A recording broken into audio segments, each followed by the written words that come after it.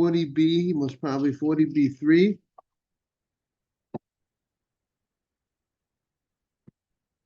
The last thing we said was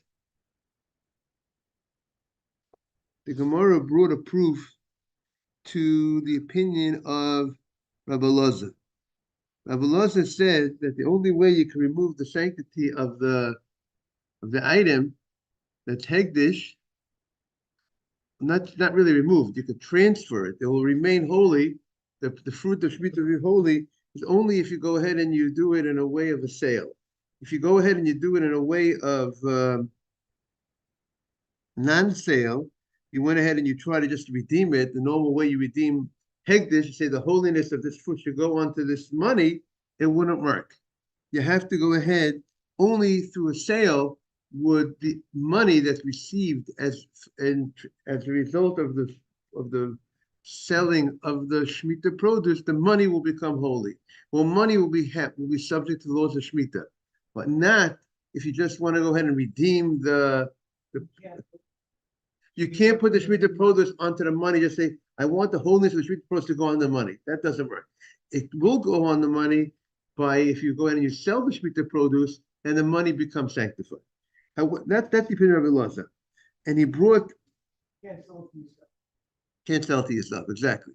And he brought this proof, and he brought the proof because he brings the Breita, and the Breita said that when you sell Shemitah produce, the Breita says Shemitah, the holiness goes on to its value, and the case of the Breita is the following. What's the case of the Breita? Ketzad. What's the case that the Shemitah produce goes on to its value? It doesn't say Shemitah, the Breita is going to say it doesn't go onto its value by just redeeming it onto this money.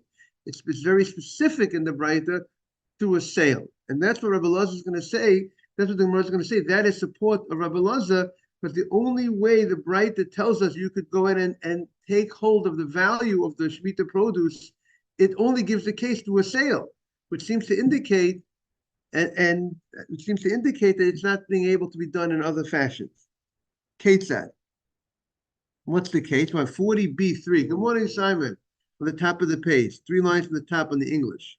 Ketzad. So the Gemara said, look, if you bought with the Shemitah produce meat, Elu ve'elu misbar mishviyat.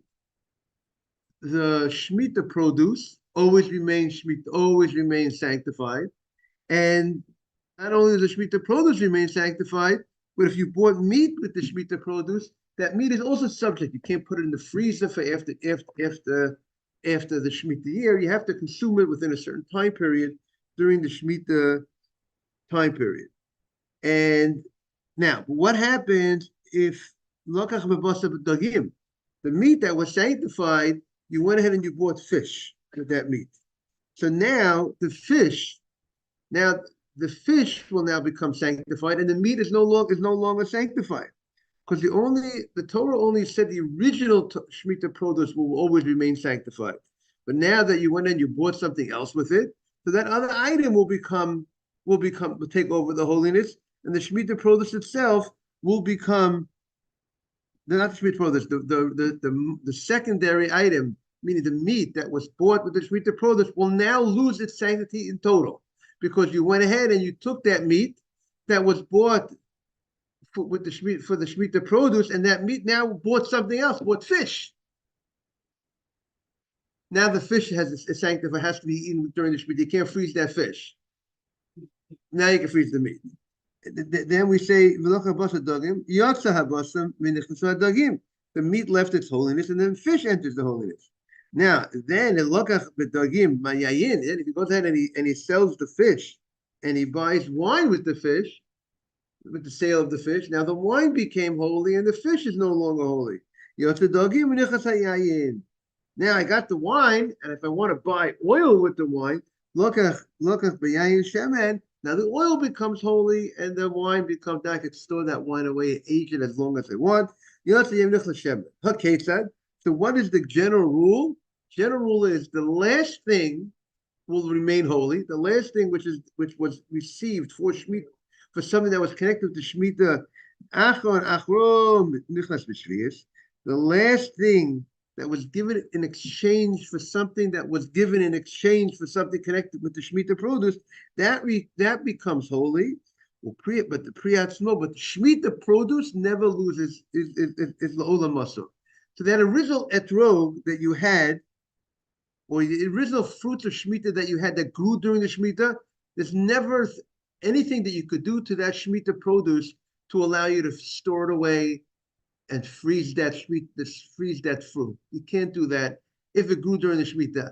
The only thing you can possibly could do is if you bought something with that Shemitah produce, that item will become sanctified like the Shemitah produce. But then if that item was subsequently sold, that item now would lose its sanctity. That is what the Gemara is saying. Now the Gemara, now here comes the support for Belaz's opinion.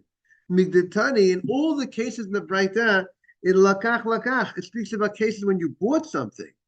It didn't talk about cases when you just redeemed it on, took the Shemitah produce and you redeemed it onto something. So migdatani lakach, since you said you bought, alma derech mekachin derech hilalo. The only way it could be transferred, the holiness is only through buying, but not through saying, I just want a morning mark. We're just finishing the support. The Gemara brought a support for Rabbi Elazar, and the Gemara is bringing a support for Rabbi Yochanan. And the Gemara support for Rabbi Elazar's opinion, who said the only way you could sanctify something from Shemitah produce is only if it's done through a buying and selling. If you bought something in exchange for the Shemitah produce, that item that you bought will become sanctified. And he proves it from the Braita, that interesting Braita that we said yesterday, Mark, when you went ahead and you did multiple layers. You took the Shemitah produce and you bought meat. And then you took the meat, then the meat became sanctified, because the meat was given as exchange, was bought as exchange Shemitah produce.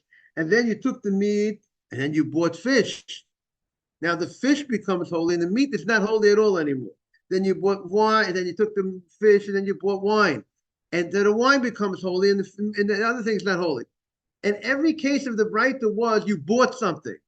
When the Braita wants to illustrate how you could bring Kedusha, holiness, how the holiness of Shemitah is transferred, it's always done in a way of Mekach. It's always spoken about, Simon, that you bought something.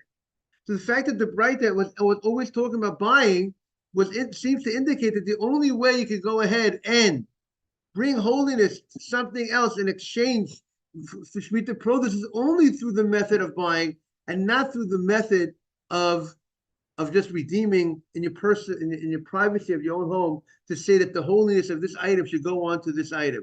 Because why did the Gemara say that more simple case? You went ahead and you had morning. You went ahead and you had Shemitah produce and said, I wanted to go redeem it onto this money. Then I want to take this money and I want to redeem it. And I want to take this money and I want to redeem it onto my meat. And I want to take the meat. So why don't we say it that way? It seems to be saying right here. The reason why it doesn't say that seems to indicate because the only way you could do it is it's only transferable. The holiness is only through sale. Now, Tanya Kavate Rabbi Yochanan. Now we have a Braita like Rabbi Yochanan. What's the Braita Rabbi Yochanan? Echad Shviyit the Echad Ma'aseh Sheni. Shviyit and Ma'aseh Sheni, which we know we contrasted. We spoke about the idea of Ma'aseh Sheni. And Ma'aseh Sheni also, when you go ahead and you have fruit, produce that has to be brought to Yerushalayim. In the first year of the Shemitah, and the second year of Shemitah, and the fourth year and the fifth year of Shemitah, you have to take 10% of it after you give Mr. Batesh, after you give Ralph 10%. First you give the Kohen his part. Kohen gets, the average guy gives the Kohen 2%.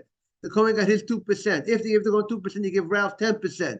And after you give Ralph 10% for what's left, you take 10% to Yerushalayim, to Jerusalem, the holy city, and you eat in Yerushalayim. Now, if it's too heavy for you to carry, so what do? You redeem the produce onto money. You take the money to Yerushalayim. So now comes the Gemara, the Braita, and it says like this: when it comes, whether it's Shemitah produce or whether it's Ma'aseh Sheni produce, Mischalalin al Behema, Chaya v'Of. You could go ahead, let's say you have Shemitah produce. You say, I want the Shemitah produce. It will take effect.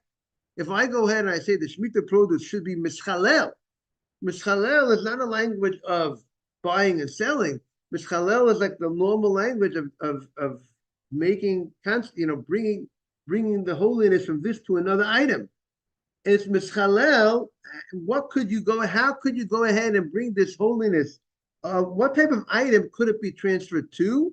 It could be transferred to through redemption, through on an animal, whether it's a domesticated animal or whether it's a wild animal or whether it's a bird, bein chayin and bein shrutin.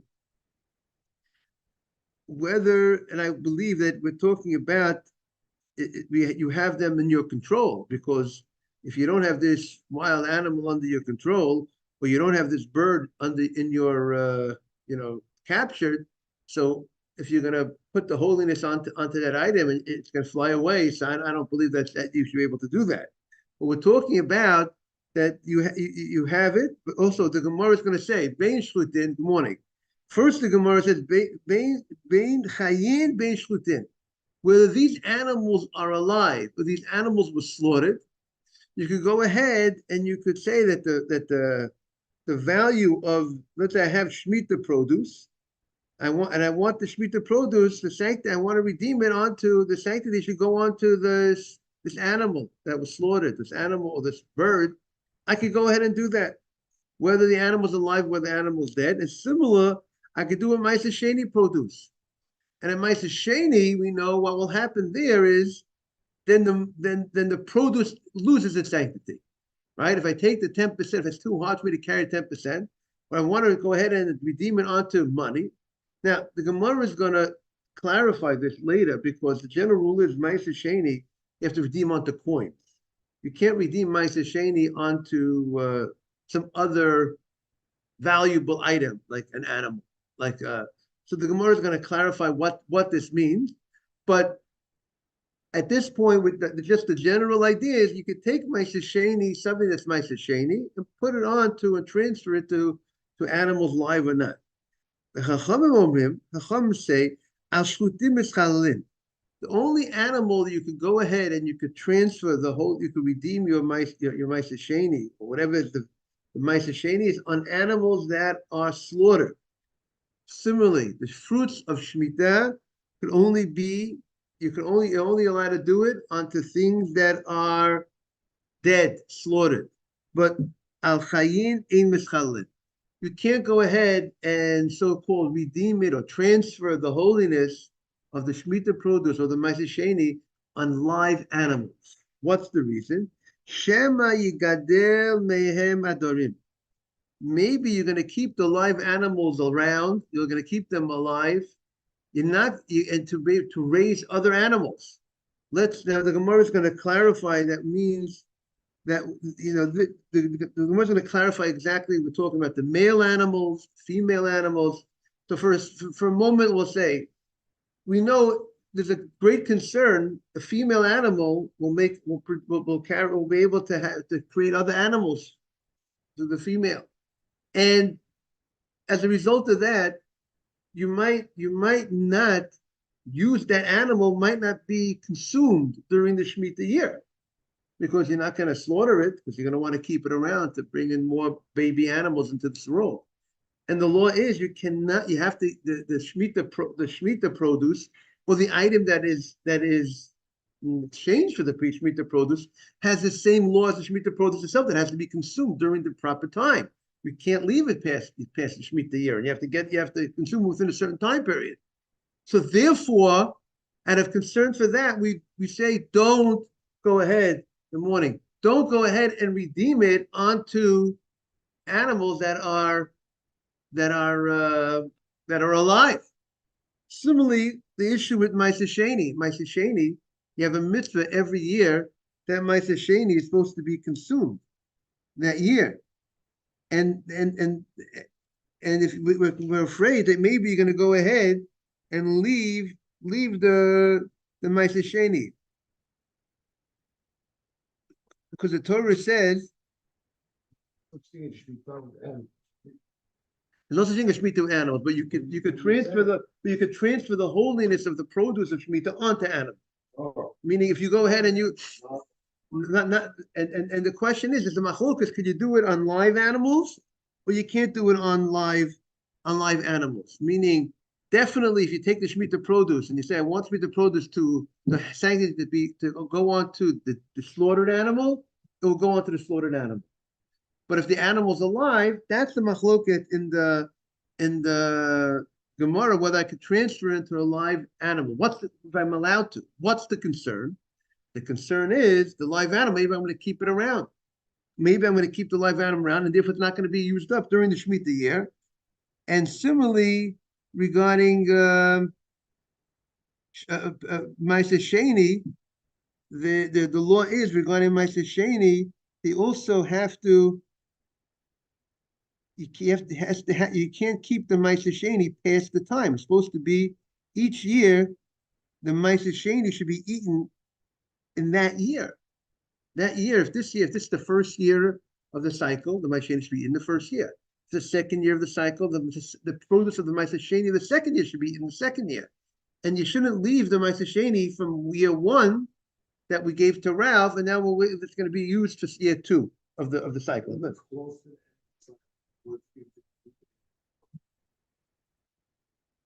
That would sound like you would have to have an issue. Maybe you should do is in that case, you should share it with other people and let other people eat from it as well. So Ralph, you'll share the wealth, right? So the Gemara says, but this Breita is it indicates that, but here it's all the language of Chilul. Now, Amarava, and also, by the way, this Breita talks about Chilul. The Breita is not talking about buying and selling. It's just about redeeming. Morning Akiva. Now, comes Amarava, comes Rava. Now, he clarifies this argument of whether you could go ahead and transfer the holiness of the Shemitah produce or the Ma'aseh Sheni onto animals. Where we have a machlokas, we said you can't do it, but there's a machlokas where if the animal's alive, you're allowed to do it or not, because the Chachamim make a distinction between live animals and slaughtered animals. The first opinion said it doesn't make a difference. You could put it onto even live animals, and the people will deal with the animals the way you're supposed to. They'll slaughter that live animal in the right time. The Chachamim are very concerned. They're concerned they're going to keep the animal around to bring other babies into the role. Comes Amarava Machlokes. If you do it while it's alive and it has a baby, so that's a good question. What would be the laws? Would that also have the sanctity of of Shemitah? Because do you say like Yerech, a child is you're talking about for somebody Shemitah.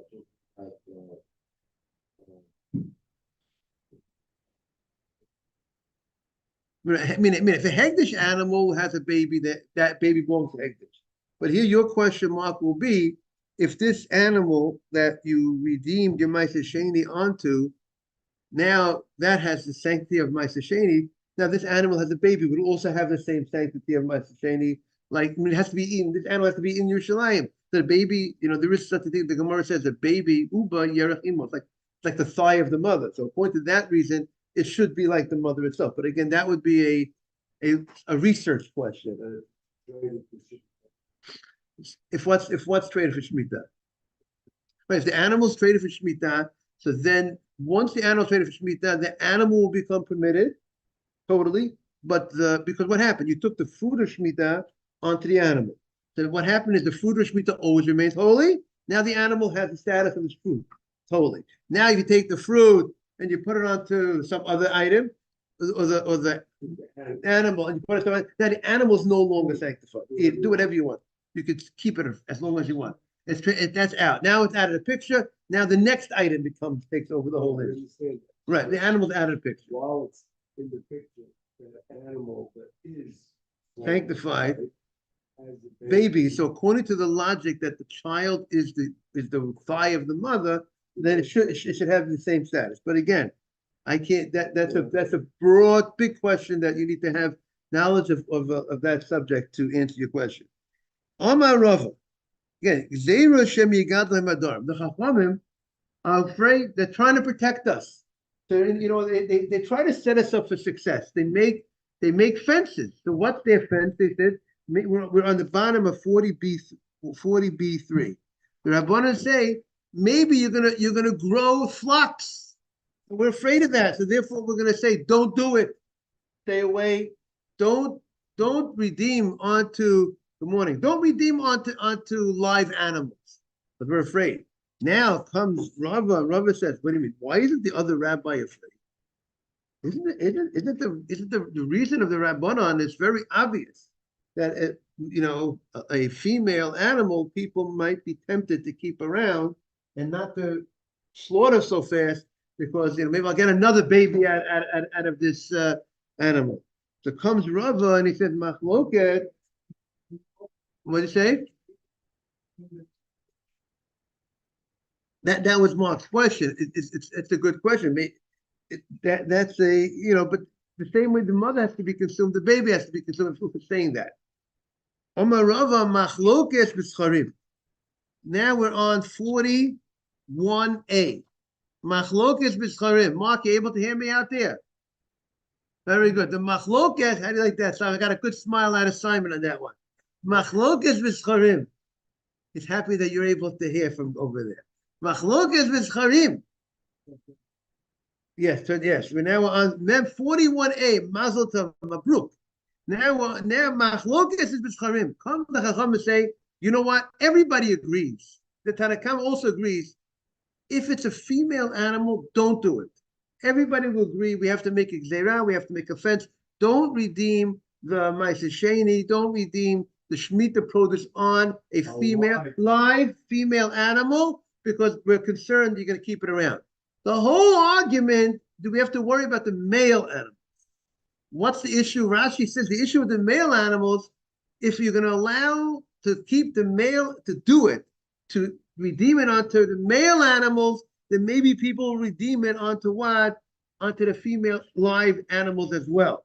So that is the issue. Do we have to be afraid that to make a fence that far to say don't transfer the holiness onto the animal, on the male live animal, but if you do it on the male live animal, people will go ahead and what? Will do it on the female live animal. So that's what they go. But if it's the female live animal, divrei hakol, you have it? Tap a page, everybody would agree. Al shchutin mitchalalin, only on the slaughtered ones can you go ahead and transfer it onto. But al chayin ein mitchalalin. But on the live female animals, you cannot do it. Zera shema yigadlam hemadarin. It's like zera that maybe you're going to go ahead and make a whole flock from them. So what do we see? This language of the Braita is not talking about any buying. It's all about language of redeeming. So this is a support for Rabbi Yochanan's opinion that you can actually place the holiness of the Shemitah produce on something else, even not through, even with a statement, without any, in the privacy of your own home. Comes the Gemara, Amar Rav Ashi. Comes Rav Ashi and he says, Machloket b'pri rishon. This machloket between Rabbi Elazar and Rabbi Yochanan of whether this statement is good enough to place the holiness of the Shemitah produce on money or on some other item, that's only b'pri rishon. Good morning, Boaz. Only the Pri Rishon. What's the Pri Rishon? Pri Rishon, Rashi says, that's the fruit of Shemitah. The fruit of Shemitah, the actual fruit of Shemitah, whether you could go ahead and place it onto money, the holiness, that's where they're arguing. The actual fruit of Shemitah. Why? Because the Torah, when the Torah talks about the fruit of Shemitah, it connects it to a sale. Rabbi Elazar found a pasuk. The Torah connected it. So yesterday, but the prior, yes, fruit that grew during the Shemitah. The argument whether you could go ahead and use the Marx terminology, just speech or deburs, whatever. What was the language they used for through words? They used words to declaration to place the holiness of the fruit onto something else. Good morning. This idea, and Rabbi Loza says you cannot transfer the holiness of Shemitah produce. Both we're learning about Shemitah produce, and you can't. And the Shemitah produce has certain laws and restrictions, regulations and restrictions, limited use. And there's a machloket in the Gemara. Can I do a declaration saying that this holiness should go onto money? Will it go onto the money by just mere declaration? Well, the only way the money will become holy like the fruit is only if I actually sell the fruit, then the money received will have to be holy like the fruit. That's only the fruit itself, meaning the fruit is called pre-rishon, the first fruit. That's the fruit that grew, and the secondary fruit is the item that I bought with the fruit. Meaning to say, I can, right. Rabbi Loza said you cannot use declaration, but if you sell it, that's meat, then I can take the meat and declare the fish. Exactly. That's the opinion at this point of Ashi's opinion. Of Ashi. Yeah, but he's saying there's difference between the first produce that you can't do a declaration. You have to sell the first. The second one, once you use the meat, once I sell or trade you my bananas for your meat, now I take the meat, I could declare the fish against the meat. But I can't take the first thing, the bananas, and declare it against the meat. I have to sell the first one. Right, exactly. So the what? The money that you get from selling, the money is also. Again, always the first. Again, only, but once you can remove that wholeness from the money, but by going ahead and if you sell that, if you buy something with that money, the new item will become holy, and then the money will lose its status. So the Gemara. Now, what's the reason for this? Because the Torah, when the Torah took. The secondary thing, declare the money against the thing. If once the item is the secondary item, I can take the second item and put it onto the money. If the secondary is money, I can put that money onto something, anything I want. Right. So the Gemara says, "Avol b'prisheni," the second fruit, meaning the money itself. Let's say, So I sell my banana. Bananas is the first. Right, bananas is the first thing. He got money for the bananas. So now the money is whole. Right, but now you can do whatever you want. I can say, you know what? I'm going to declare the meat. I'm not buying meat. I already own meat. The value of the holiness of the banana of the money. The money is not free to go. Right. I could go buy food. Right. But once you said you declared that the money should go onto the meat, now it takes effect. Yeah. Let's go back. Every time if I have a meal, then I have no problem. Right? Yeah, but the question is, does that? So if I take the meat, and I just say, I already you take the holiness off this money that I can't do anything with. No, you could buy food with the money. I'm not going to buy food. I want to buy food. Right. But you have a way to get. You have the way to get. You take the money. Say, I'm going to take it off this money and put it on the steak I have in my refrigerator that I own already. Correct. And that steak is holiness. The money I can go buy boots. Exactly. Or a coat. Exactly. I take the meat, and I put it on the barbecue, and I got around the whole thing. Right. So now you made right exactly right. Always the last item would be the last item on the deal would be holy. Yeah, of course you can exactly. You can eat 100%. You eat it with my objective. Take the money and make be able to buy boots with it. And you did it. Right. Exactly. With not buying something.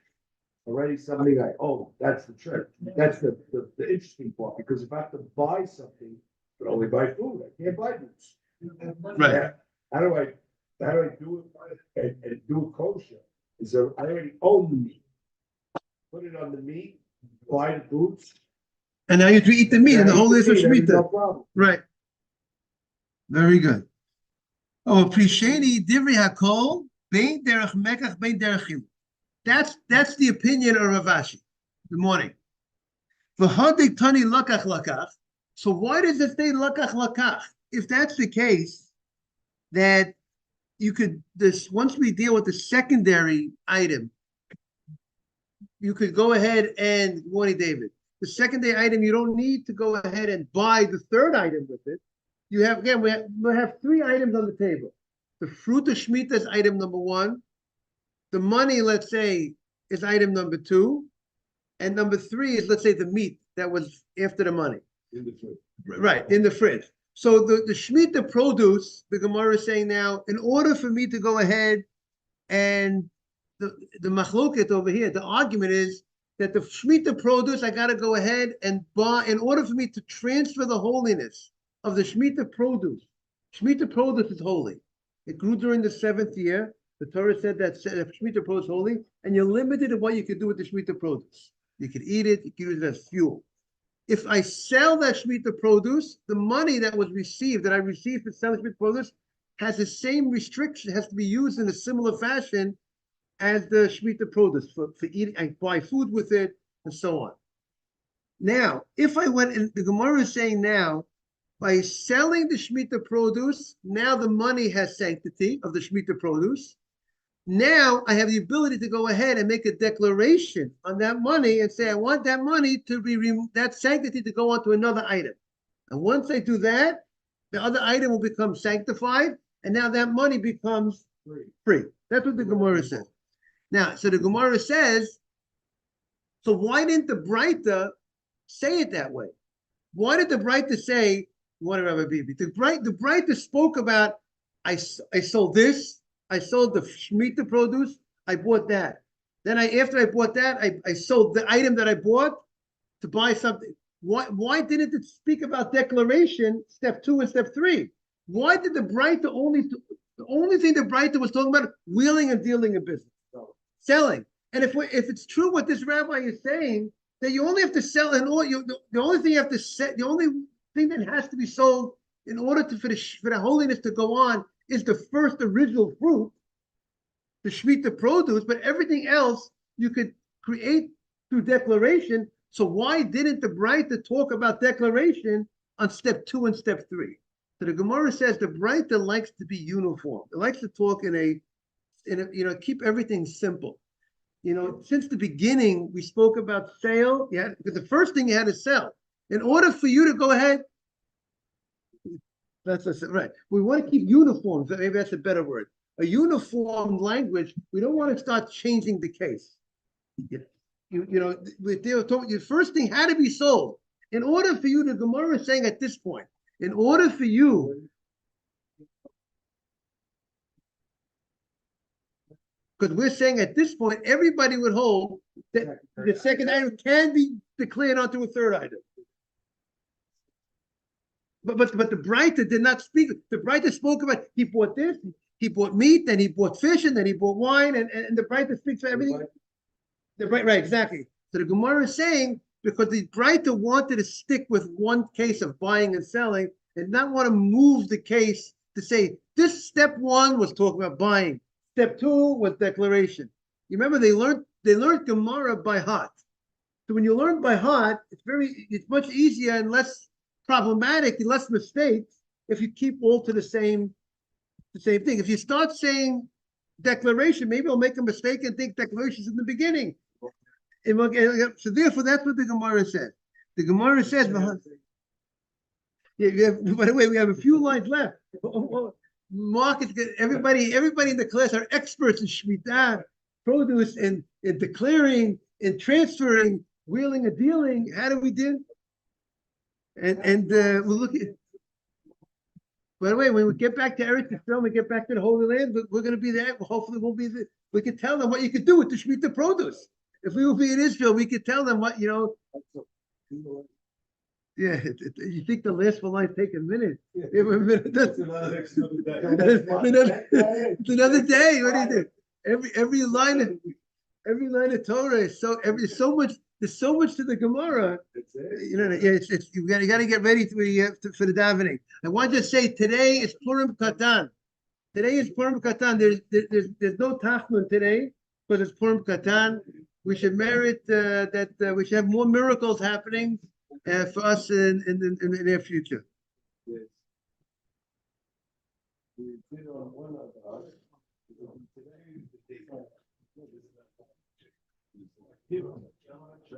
David, thank you for being here. So right now, we've got time. We believe 15 is the 15th of our correct? 14, 15 in the old city.